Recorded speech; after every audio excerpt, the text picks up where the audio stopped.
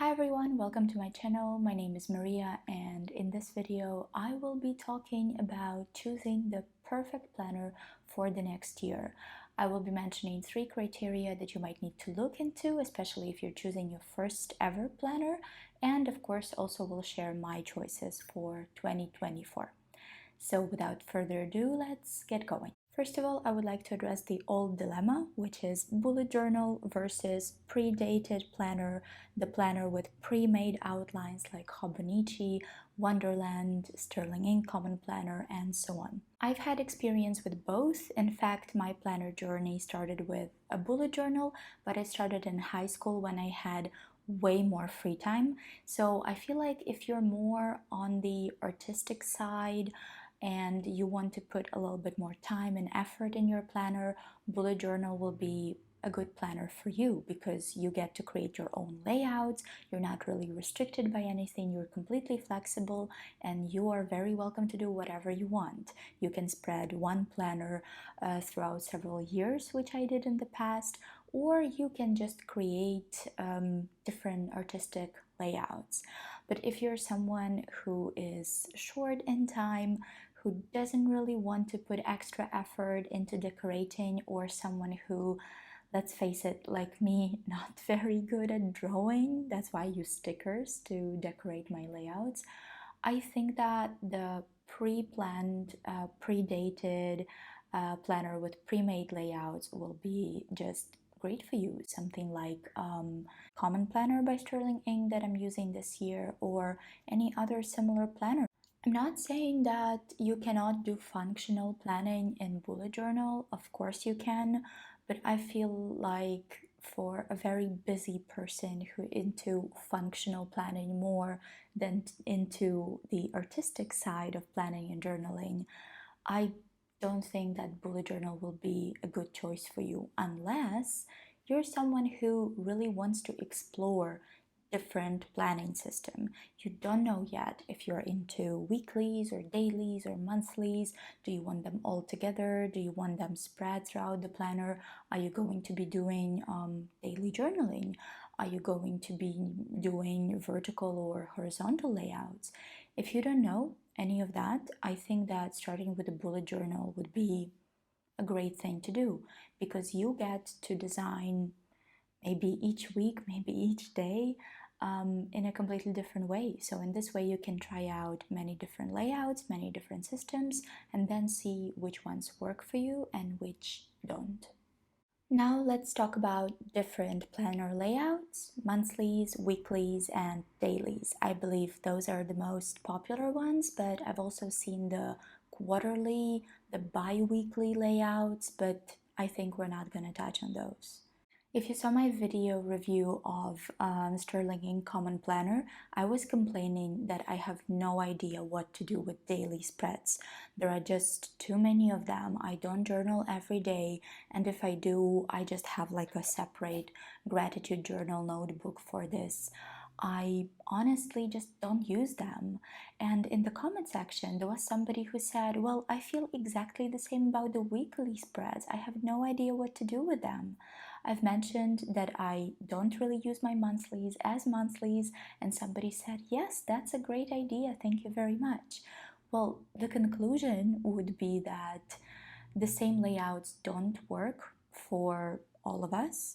But if you haven't tried many layouts yet and you don't know where to start, just from my personal experience, very subjective, here are my thoughts.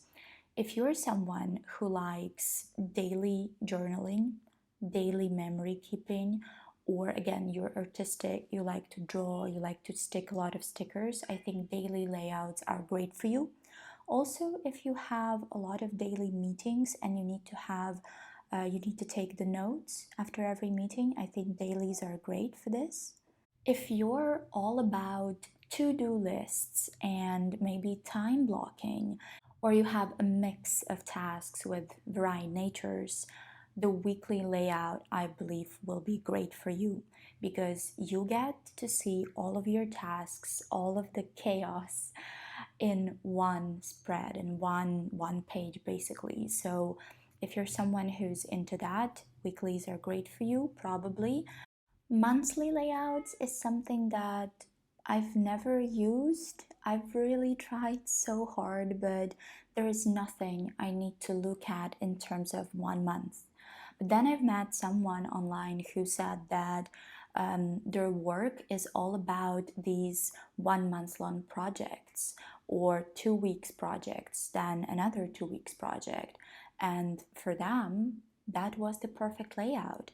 So if you're somebody who for any reason needs to see their whole months in a glance, maybe to see all the deadlines if you have specific deadlines, maybe just to see all the events if you have a lot of them, or if you're doing, let's say, social media and you want to do the daily plan of your content or daily plan in terms of your routine. So you have anything that you need to track daily, but you want to have that monthly overview of your data, I think that's what monthlies are good for. Now let's delve into the layout design, horizontal versus vertical. I've made an attempt to make a video like this, planning 1 week in a horizontal layout, another in vertical, and then comparing them and sharing my thoughts. But honestly, I just did not have the patience because I'm such a vertical layout person. So I'm going to discuss both. I've used Hobonichi Weeks the whole last year, the whole 2022, which had horizontal layouts. So I've tried both, and right now I just can't imagine coming back. So which one would be right for you? In my opinion, horizontal layouts are great for someone who either does not have a lot of specific tasks that are happening in a specific time throughout the day, or maybe someone who's just using Notion or Google Calendar to track those tasks and maybe time block. Or maybe for someone who needs to take notes, so needs more space for note taking throughout the day, every day. I think it's also perfect for specific purpose planners. For example, I will show this to you later as well. This is the planner that has horizontal layouts, and I'm planning to use it next year for one purpose only, to track my routines, health, and weight loss. So everything that has to do with my health, physical or mental, will go here, because then I want to keep this data in one place. I want to know that when I take this planner into my hands, I'm focusing on that specific goal. So I think it's going to be perfect for it. On the other hand, you have vertical layout that, in my opinion, shines for to-do lists, as I've mentioned before, or it would be amazing for somebody who is into time blocking. So if you want to have this visual representation of your day, how many hours you're doing what, basically having your Google Calendar on paper, I think that vertical layout would be best for you.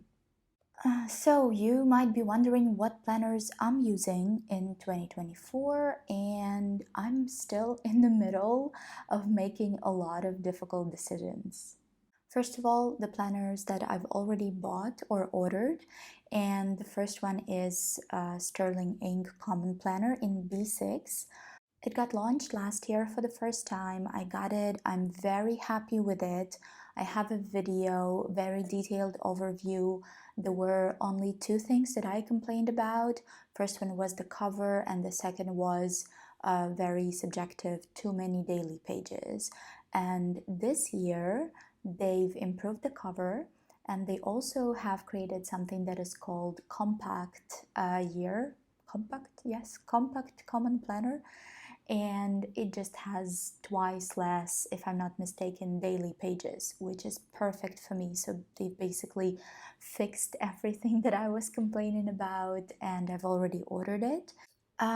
For those special memories, achievements, photos, everything that I want to keep throughout the years, I'm sticking to my 5-year Hobonichi Techo. And as you can see, I've started it in 2022, so this is my second year. It's not very bulky, even though I'm putting a lot of photos in there, but I'm really enjoying it so far. I'm not gonna show you the pages because it has a lot of personal things, but if you're someone who has a 5-year or a 3-year planner and has no idea what to do with it, I have a video, I will leave the link down below, where I'm sharing 15 ideas on what you can do with it. But I'm enjoying mine so far. First I thought that I should have gotten the A4, but A6 is working pretty well for me, so I'm sticking to it 100%. As I've mentioned earlier, to stay on top of my fitness goals and weight loss goals, I've got this. This was around €3.50, which is $3.50–4. And this is from a shop called Flying Tiger. It's like a European sort of dollar store, but it's not a dollar store. Not sure how to explain that. I know that a lot of my audience is from the US, so I think, yeah, it's a dollar store. It's actually not that bad. I saw it, I really liked it because it was the Hobonichi week size. It has a very weird yearly calendar. It has this grid that is too bright. Of course, it's not Tomo River paper, but you know what? I figured that this will be just an attempt. I don't know what I'm doing. I've never used more than one planner throughout the year. So I've always had like a functional planner and then the 5-year Techo, or before I was doing like a 3-year planner.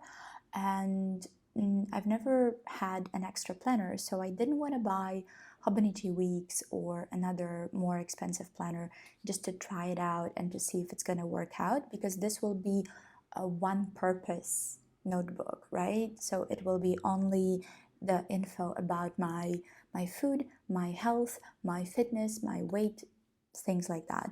So I got this one and I'm gonna try it out. In my opinion, it looks pretty cute, and for this price it's not that bad, and paper is not horrible. It's not Tomo River, but it's not awful. So yeah, I hope it's gonna work out. Another thing that I'm keeping is just a notebook. This also was from one of those shops that just have stationery. It's just a normal grid notebook where I'm doing my gratitude journaling. This is not something that I need to do in a very aesthetic way. This is just writing. And before I was doing it in here in my 5-year planner, but now it kind of expanded.